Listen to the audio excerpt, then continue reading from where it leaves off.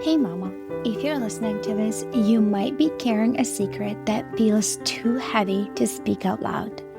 You look like you got it all together, you serve at church, maybe you even lead a Bible study.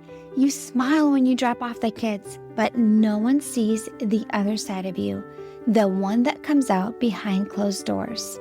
At home, you are a completely different person. You yell, you explode, you scream at your kids, sometimes in their face. You tell them to shut up. You grab them too harshly. You throw things across the room. You smack them in anger, twist their ears, spank them in rage, and immediately after, you are hit with a tidal wave of shame. You cry alone in your room and you whisper, "God, what is wrong with me?" You feel scared and disgusted by your own reactions. You're terrified that someone might find out. You wonder if your kids would be better off without you.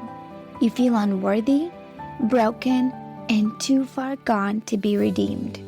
You try to fix this on your own. You listen to podcasts, parenting books, download freebies, but nothing changes. You keep falling back into the same patterns, and it feels like you are stuck in a cycle that you can't break. You don't trust yourself anymore, and if you're honest, you are afraid of who you become. But here's the truth, Mama.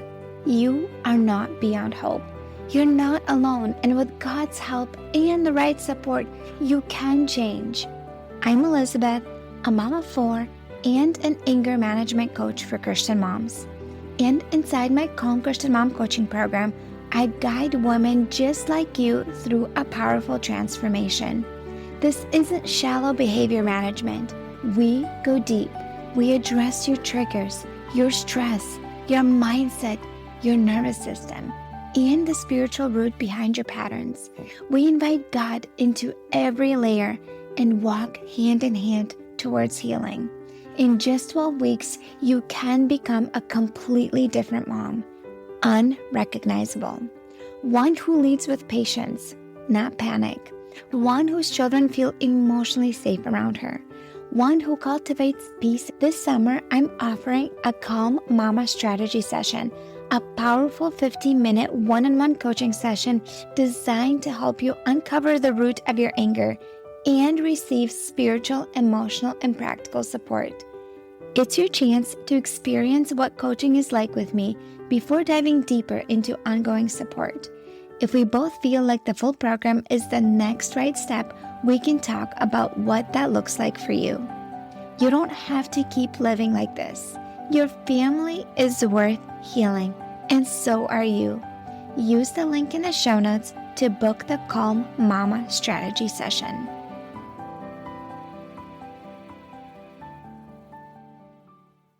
Friend, welcome to Emotionally Healthy Legacy Podcast. I'm so thankful that you are here, that you took time out of your day. And if you are listening to this specific podcast episode, chances are you're interested in behind the scenes life updates, how I've been, how things have been going. I used to do these monthly, but I don't have the bandwidth for that anymore. So we're just going to try every few months. I will give you a little update behind the scenes, how things are going with me, the kids, at home. In this podcast episode, I'll be talking about German roaches in our house, mold. It sounds terrible, right? Making sourdough, eating sheep cheese for the first time, and I will confess something about my morning routine that I need to share with you. But before we get into this podcast episode, I want to share with you about a friend of mine, Kari Davis. She has a podcast. It's a faith-based holistic living podcast designed to help you simplify your routines and embrace self-care to minimize stress and create toxin-free home. Kari shares tips on using essential oils, reducing stress, building healthy habits, and balancing motherhood with God's peace and purpose. Tune in for weekly episodes for inspiration, actionable steps, and encouragement to help you thrive mind, body, and spirit. On this podcast, you will find uncovering the root cause of your health and unhappiness, how to get rid of toxic products and thoughts, natural holistic health solutions, positive self-talk, essential oils for emotional and physical support, how to set and maintain boundaries, how to create a life you love, and dream again, remembering how loved you are by God. I would encourage you to check out this podcast. It's called The Well with Kari Davis. The link is in the show notes to guide you directly to her podcast. All right, so let's talk about behind the scenes, what's going on with me and the house. Because I said roaches and I said mold, which I shared with you guys back in the fall about the mold situation. So I have had gut issues for a long time. I would say, man, definitely like 4 or 5 years, I've noticed that I would get really bloated after I eat, and it would just get worse and worse and worse and worse. And it got to the point where things were super bad that in the springtime, I ended up working with a holistic practitioner or functional medicine practitioner. And what really pushed me over the edge was that I've had comments of other moms that would ask me if I'm pregnant, if I would wear anything even fitted a little bit around my abdomen. And like, I am 4'11". I used to weigh 115 pounds. Now, I lost some weight because of, eating no sugar and no gluten. But I have a very curvy back. And so when I get bloated, it all comes forward. And I literally legit look like I'm 4 months pregnant. I'm not even kidding. And people would ask me if I'm pregnant, and I'm not. And obviously, it feels very embarrassing for them. It feels very uncomfortable for me. And I've had several people ask me in the springtime, and I was just very desperate to a point where I'm like, I'm going to do whatever it takes to figure this out. I found out about a podcast called the Better Belly podcast by my functional medicine practitioner. Her name is Allison Jordan, and she really explained things really well. And I felt really drawn towards her program and how she teaches. And it was very affordable. And so I signed up to work with her. I did testing. I did a stool test, a urine test, a hair sample test, and a food sensitivity test. I did not do a hormone test. I could have done that, like a urine hormone test, a Dutch test. I just didn't seem like I needed to because my hormones didn't seem to be off based on the symptoms.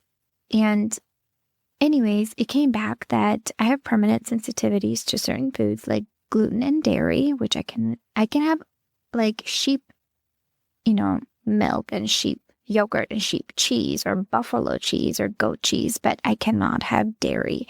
So that's why I tried sheep cheese for the first time this winter. And actually, it's not that bad. It tastes almost like regular cheese. And they sell it at Publix here in Florida.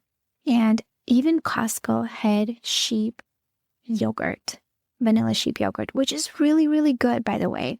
And it tastes like regular yogurt. And my daughter really likes it. And I really liked it. And then I realized because I have candida, it's making it worse. So I had to stop eating it for now.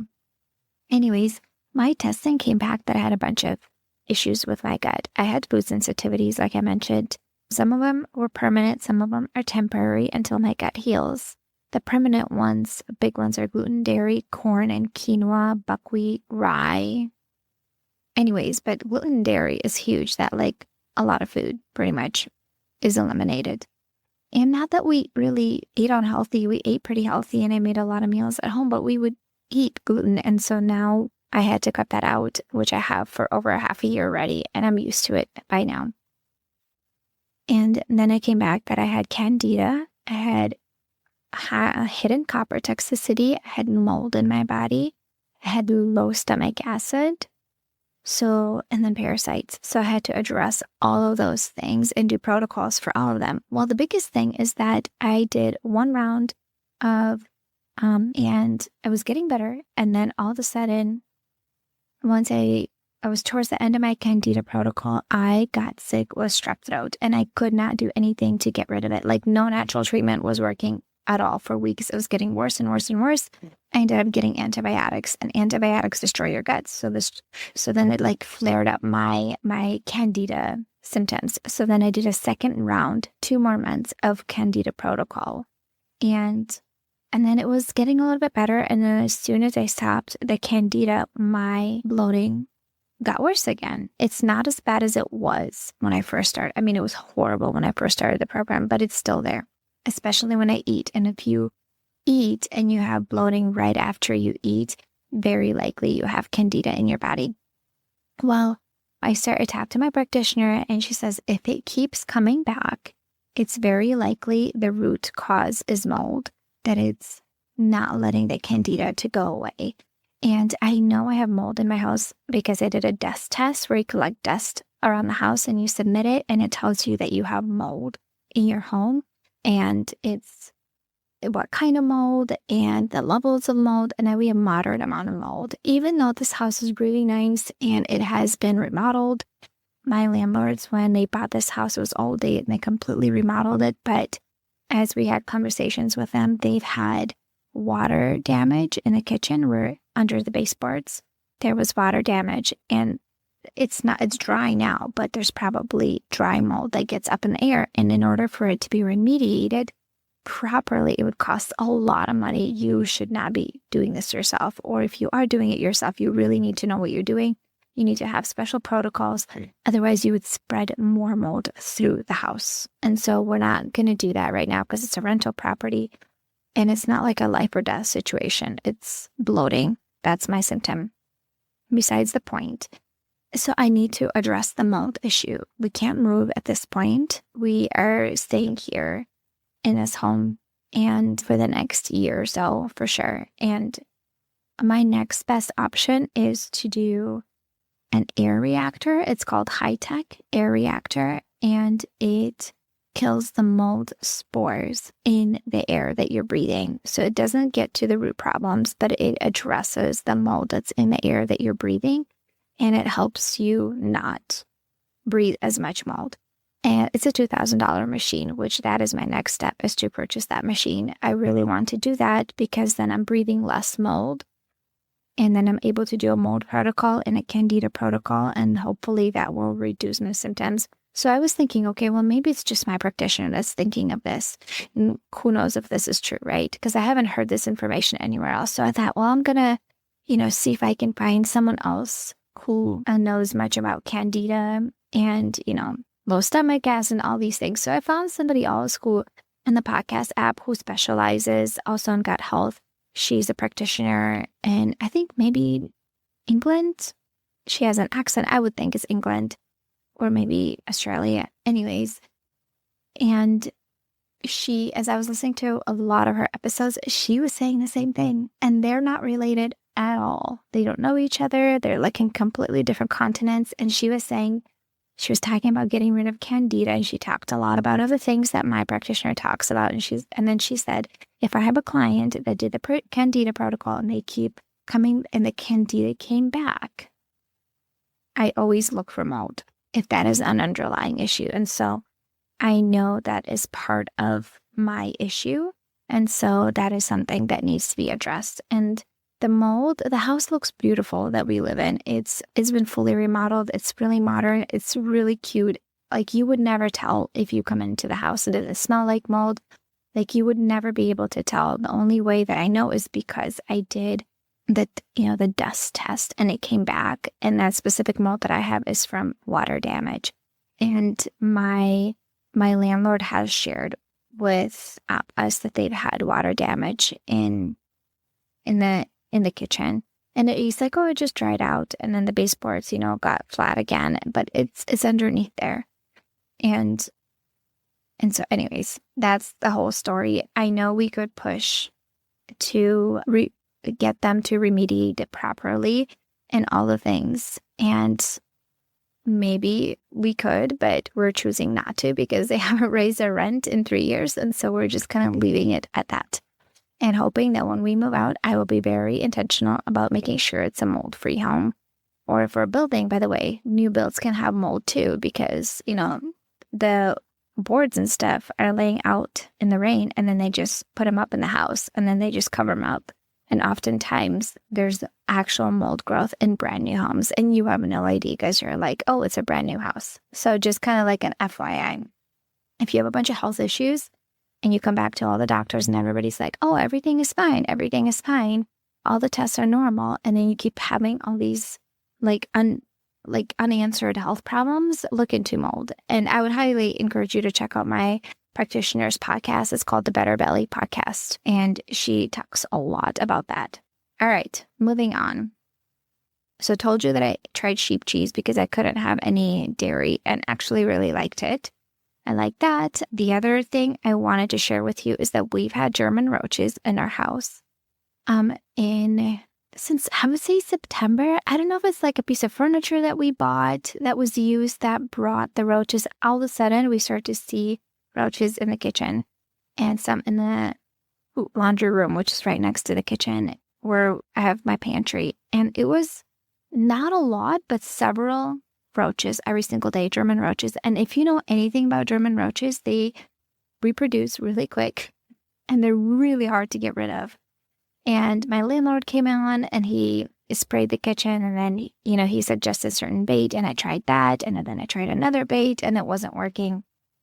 And then I finally, a friend of mine who had a roach problem too, I reached out to her and she sent me an article of all these things that you could do for German roaches. And I bought different bait on Amazon, which I will link it in the show notes.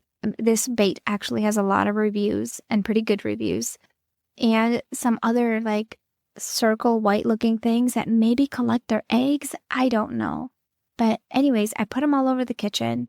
I put bait out, and I'd say within a month, all the roaches were gone. Maybe I was like 2-3 weeks in, and I'm like, oh, I haven't seen a roach in a while. And then I would just consistently replace the bait every single day. And then I have not seen a roach in a month in my house. And I'm like so thankful because they're so nasty. They're so disgusting. And you just feel so dirty that they're in your house. We had to put all the food away, all the fruits and vegetables, or the fruits typically that are on the counter, they would be put away in a cooler during the day and at night. Like it was just extra work, and so I'm just so thankful that we're done with this and we don't have this issue anymore. So I'm going to put the bait and that other thing that catches the roaches. I don't think it catches them. Maybe it collects their babies or eggs or something like that. I don't know. But it doesn't, like, you look at it and it doesn't seem like there's anything there, but apparently something worked. So I'm just going to put both of those things in the show notes for you so you can, if you have that problem or somebody you know has a problem, you can try out that bait. Hopefully it works for you like it did for me. All right. One of the things I wanted to share with you is that my youngest daughter, I had a sad day the other week. My youngest daughter transitioned from a crib to a toddler crib or a toddler bed. So remember I told you I had like a crib tent with my daughter, and that would go over her crib. She's 3.5, and it would go under the mattress and you zip it up. And so it's like mesh and see-through. And she was not able to get out to like get out during the day. I would give her snacks. I would take her potty. And then during my work calls, I would have her in the crib tent and it would be zipped up so she wouldn't get out. And well, anyways, she made a big hole in there that was not fixable.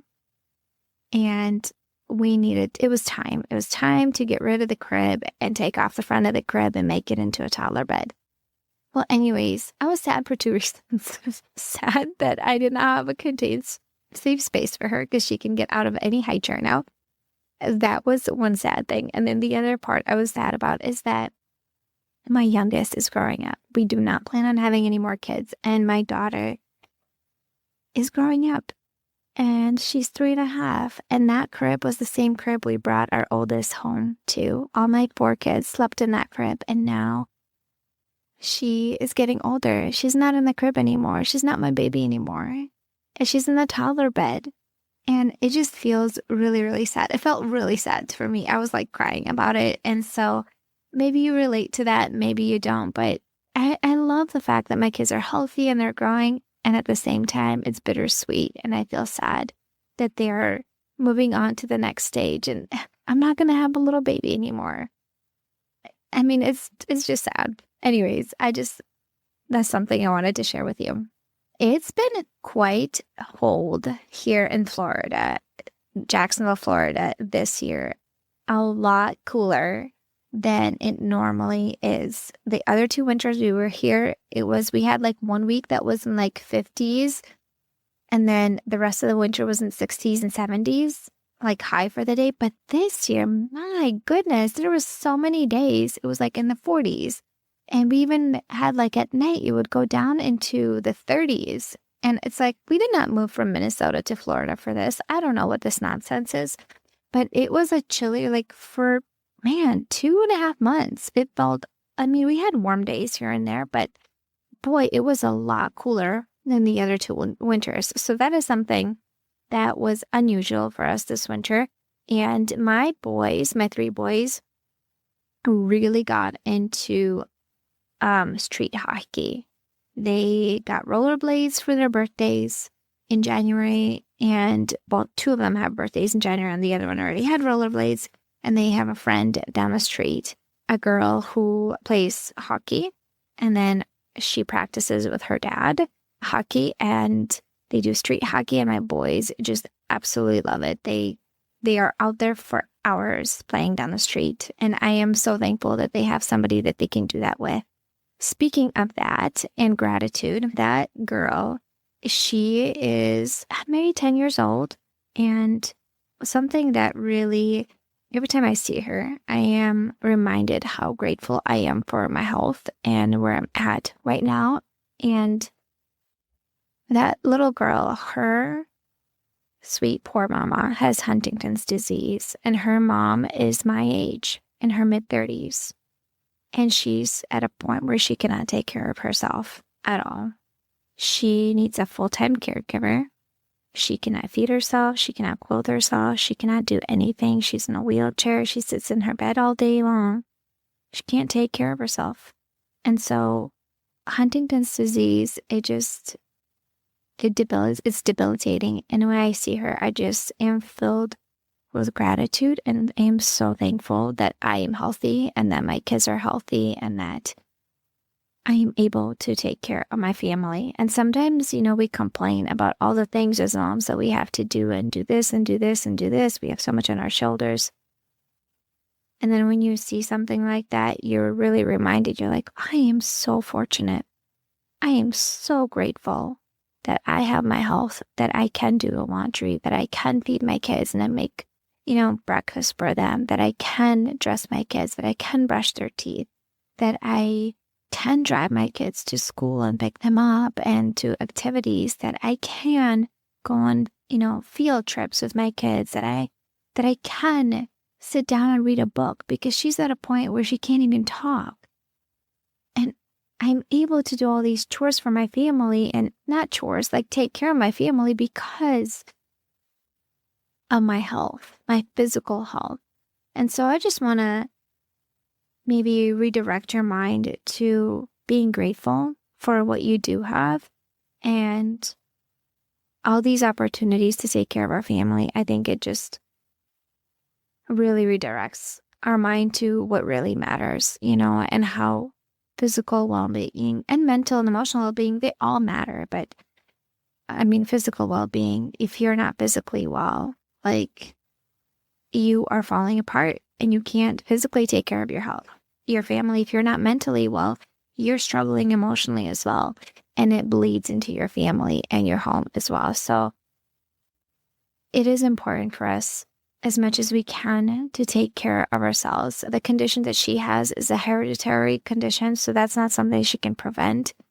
But there's plenty of things that we can, as moms, prevent by taking good care of ourselves mentally and emotionally. I just want to encourage you to ponder and reflect on that. And what can I do today to take care of myself so I can take better care of my family?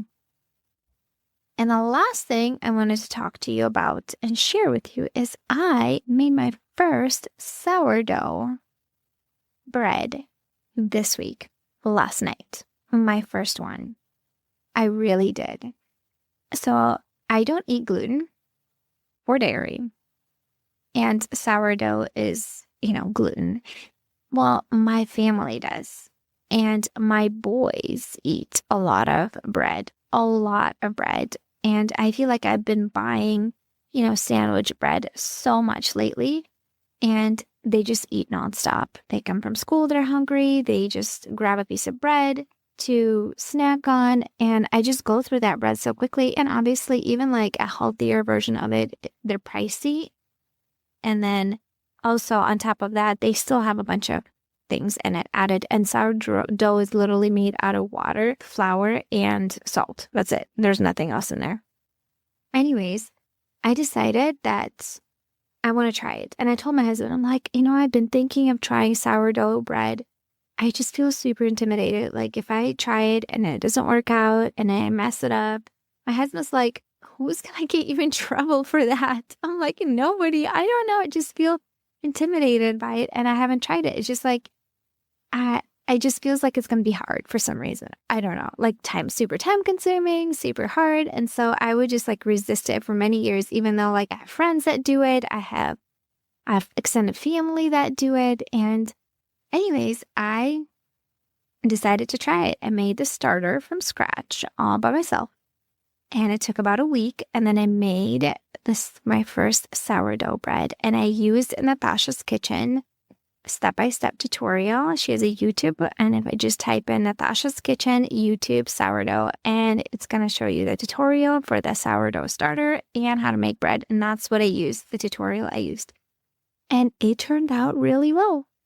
And my husband really likes it. And my oldest son really liked it. And then I made with some of the sourdough, I made pancakes this morning, and my boys really liked it. So they're eating bread anyways, they're eating gluten anyways, and it'd be really hard to transition for them not to eat it because they don't actually have a health condition that they can't eat it. Like they're doing just fine. And so I figured I might as well and just learn this skill and use it for my family. And you know what? It's so weird, but I think I like it, which I'm not a baker. I'm not a cooker. I don't like baking and cooking, but for some reason, like seeing that bread rise and for it to be fluffy and just like playing with the dough, there's just something about that I seem to enjoy. So I'll keep you updated, see how things are going. My goal is to learn how to make gluten-free sourdough bread. Maybe I can get to that point and we'll see what happens, because that would be really, really fun to learn to do. All right, friend, those are literally the updates that I wanted to share with you. Oh no, I forgot one more thing. The big thing, my morning routine. Oh my goodness. So one of the things that I teach you on this podcast and in my coaching program, is to get up before your kids in the morning and to have a solid morning routine that sets you up for success, that supports you mentally, emotionally, and spiritually, and, even physically moving your body if you have that time for it. And I've had a solid morning routine for a while, but for the last half a year, I just cannot get back into a solid morning routine. I would get up one day at 5 a.m. and have a morning routine, and the next day I would sleep till 6:30. And my family gets up at 6:45, my kids for school.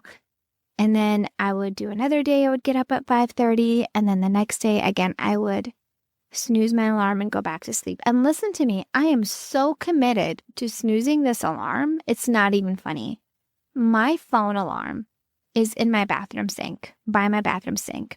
So I would literally get out of bed, go to my bathroom, stop the alarm, turn on a 15-minute timer, and go crawl back into bed. And in 15 minutes, my alarm would go off and I would go turn it off again and set another 15-minute timer, and go back to bed. It's ridiculous. I am that committed to going back to bed. My mind is just telling me that I'm tired and I want more sleep. And even I've tried a bunch of tricks. So I will get this routine down. And then once I can do it for a whole month straight, getting up at 5 a.m., no excuses. I don't know if I really need poor consequences. I need to pay somebody $500 if I sleep through. My sister, I was talking to her about it. I don't know if I want a really great reward for myself. If I've done accountability partners before, and that was helpful for me.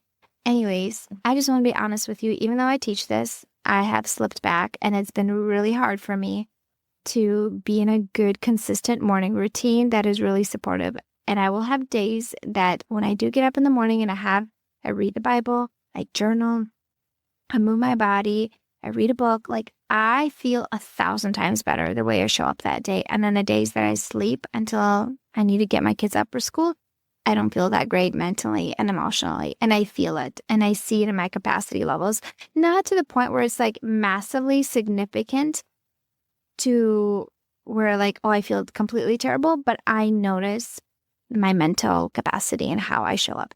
And so I just want to let you know that I'm being honest with you, and actually maybe this is what I need to share this with you. So then in a few months, I can share with you the update that I have broken this unhelpful habits of snoozing my alarm and waking up. And I want to get up at 5 a.m. and spend that time with God and quiet and stillness in a quiet home, and then move my body before my family gets up and get myself ready for the day. I want to be up an hour and 45 minutes before my family. No, 2 hours. No, an hour. Never mind. An hour and 45 minutes before my family, and use that time to get myself ready for it. And I literally have no excuse. I'm not even kidding.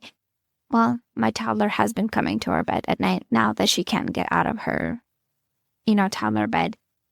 But it's not like terrible. There are nights that she does sleep through the night.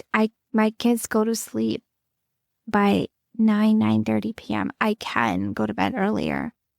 I don't have a baby. I don't have a work schedule where I have to stay up super late. Like, I really don't have an excuse, and it's all mindset in the morning, what my thoughts choose to think, and I need to create better thoughts that are really supportive. Anyways, my friend, thank you for being here. And if you enjoyed this life update, I'm glad you did. If not, it's okay. It's okay. Just listen to another episode that has a ton of value. I know this one doesn't, and that's okay with me. I just thought you might enjoy a little update, and I will release another podcast episode for you this week that also has some value that you would benefit from, that would support you on your motherhood journey. All right, friend, until next episode. Hey, mama, do you find yourself snapping over the smallest things, like spilled milk or constant whining, then feeling horrible afterwards? If you're tired of losing your temper and you want to show up with more patience, I have something for you. It's a free training called How to Be More Patient with Your Kids so you're not screaming over spilled milk. Inside, I'll walk you through 10 simple things you can start doing today to become a calmer, more Christ-like mom, even on the hard days. To get it for free, just leave a rating and review on Apple Podcasts and send a screenshot to hello@emotionallyhealthylegacy.com. Or if you'd rather skip the wait, you can grab it right now for just $27. The link is in the show notes. Let's help you become the peaceful, patient mom your kids need.